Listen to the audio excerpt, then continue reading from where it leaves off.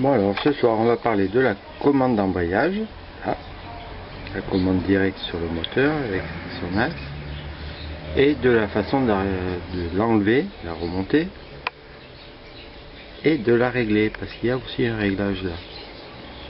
Hormis le réglage que l'on peut trouver au niveau de la poignée ici. Ici par exemple je ne l'ai pas, par contre sur celle-là je l'ai.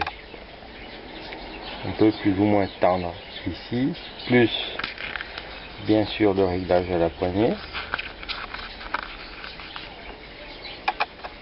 Ici toujours le réglage à la poignée, mais pas de réglage sur la gaine. Bon, c'est comme ça. Par contre, sachez qu'il y a aussi un réglage au niveau de la biellette. J'appelle ça la commande d'embrayage. C'est ça que je vais vous montrer. Tout d'abord, le démontage. Une clé de 17 et un tournevis cruciforme. Il faut dévisser. Je l'avais desserré avant. Ça.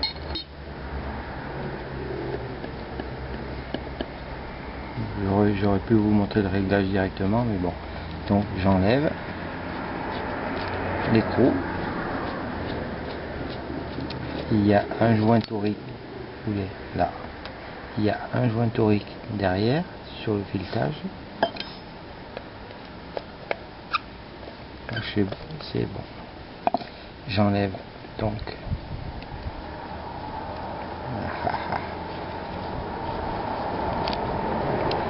l'espèce de vis, le joint torique plus le petit ergot qui permet de monter ou descendre la commande d'embrayage. En fait, ça la fait avancer ou reculer dans les réglages. Je l'enlève. Ensuite, on va faire sauter le ressort. Je n'ai pas pris de petit outil. C'est pas ici qu'on le fait sauter, c'est hop là. On le fait sauter de là. Et j'ai pas pris de petit tournevis. Mais bon, c'est pas bien tendu. Voilà, vous voyez qu'il est sorti. Hop. Et la biellette maintenant sort toute seule. Alors attention. La biellette, le ressort. Voilà. Bien grasse. Le ressort. Pose là. Une rondelle plate. Tiens, c'est bizarre cette moto, chaque fois qu'il y a... Ouais, elle est morte cette rondelle. Vous voyez la gueule qu'elle a? Allez, ça c'est mort. Et un spi. Facile à changer là. Un coup de tournevis, hop, levier et on change. En fait c'est encore un spi qui permet d'éviter aux poussières et à l'eau de rentrer dans le moteur. C'est tout. Et qu'est-ce qu'on voit-il? Rien. Sachez que la vraie commande d'embrayage, la tige, se trouve à peu près à ce niveau-là. La tige, la bille, le poussoir qui donne au centre de la cloche. Voilà. Ça c'est l'autre côté, mais ça donne à ce niveau-là. C'est pour ça que quand on démonte l'embrayage avec la tige et tout le bazar, il faut penser à la remettre avant de reposer la cloche et les disques, sinon c'est impossible à remettre la tige. On peut absolument pas les rentrer par là, vous voyez que c'est bouché. Voilà, vous avez vu le démontage. Je vais nettoyer juste un coup de chiffon, hein.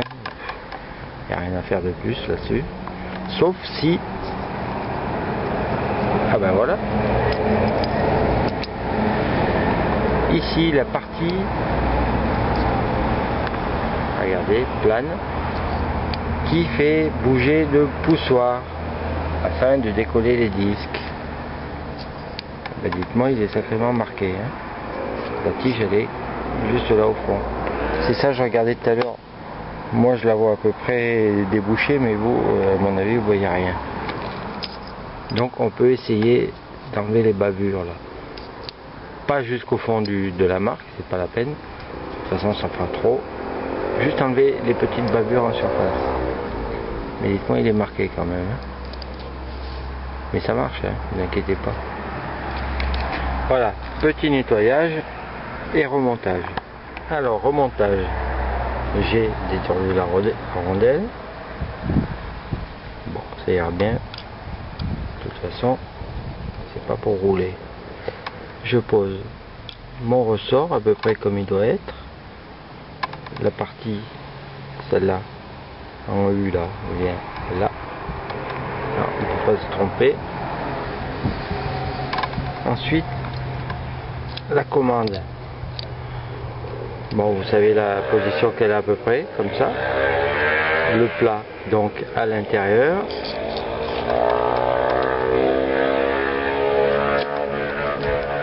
Voilà. Voilà. Il suffit de raccrocher le ressort. On y arrive avec un petit tournevis que je vais aller chercher de ce pas. Bon, avant de poursuivre, je vous montre un petit truc. Donc je la ressors et vous allez mieux comprendre. Si je pouvais la laisser en équilibre entre deux os, comme on dit, voilà. Cette vis là, avec le petit ergot qui va là, une fois monté, va là. Vous voyez que l'ergot va dans la rainure là. Donc, maximum de hauteur, l'ergot en haut, minimum de hauteur, l'ergot en bas. Vous comprenez ça?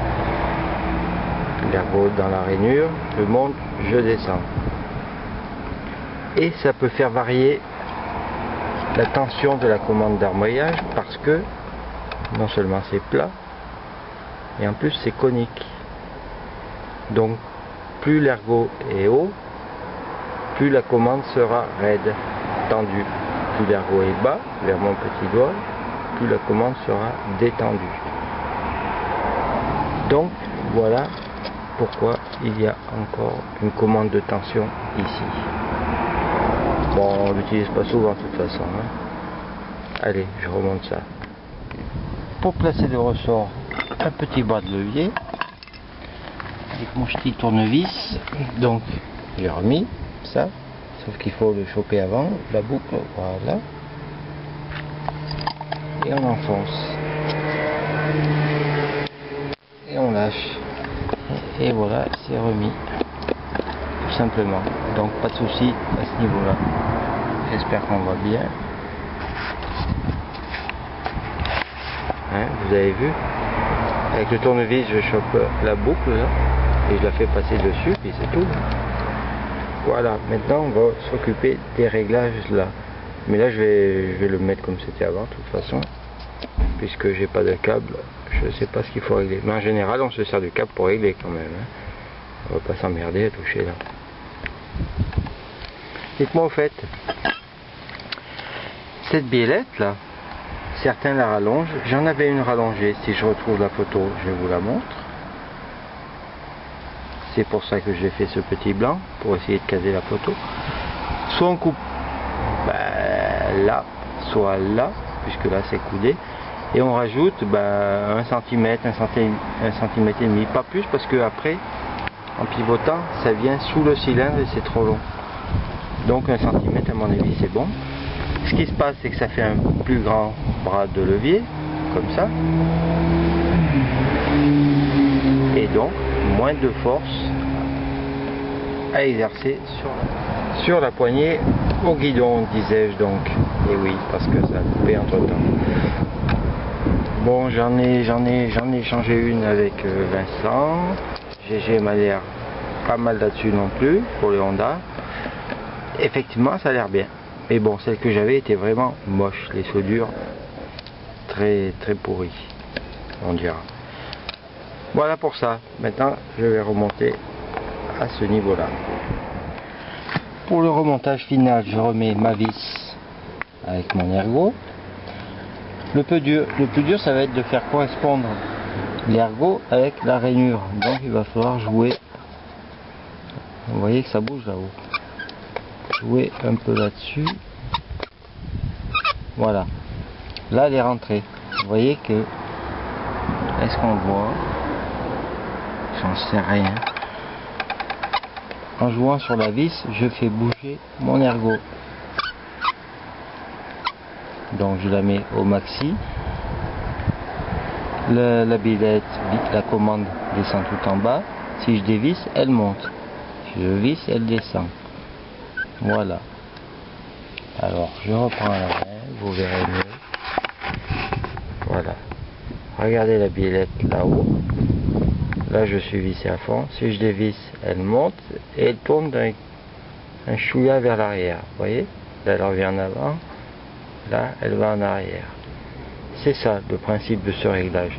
C'est assez fin quand même. Donc je la laisse ici. Voilà, là c'est très bien. Puisqu'il n'y a pas de câble, j'ai pas besoin de m'emmerder plus. Par contre, il faudra peut-être que je le retouche quand il y aura un câble. Là, je suis à fond, position arrière. La réglette.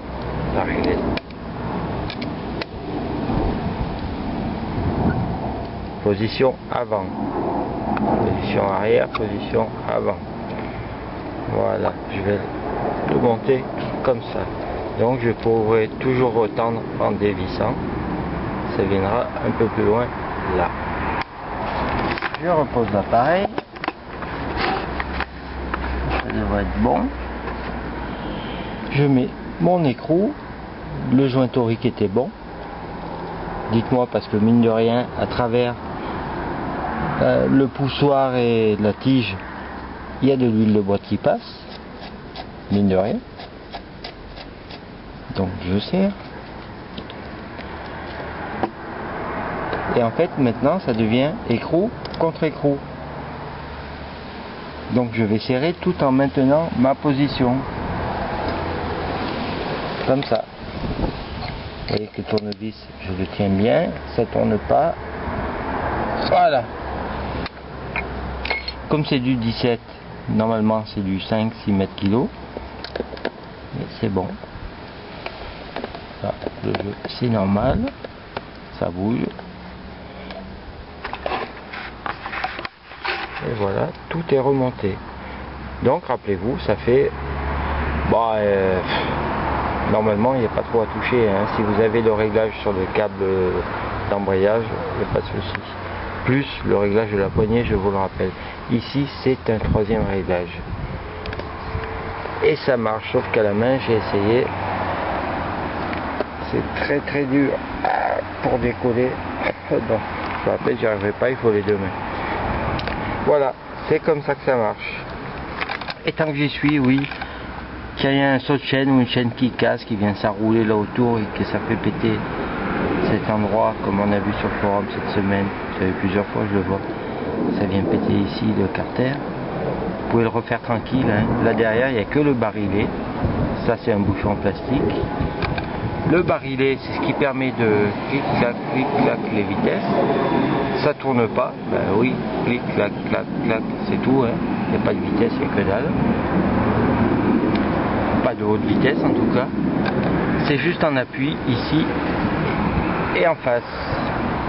Donc vous pouvez refaire avec du bicomposant ce que vous voulez. L'important c'est que ce soit un peu étanche. Merci. Ce réglage permet surtout d'avoir une position optimum de la biellette pour ne pas trop forcer au niveau de la poignée.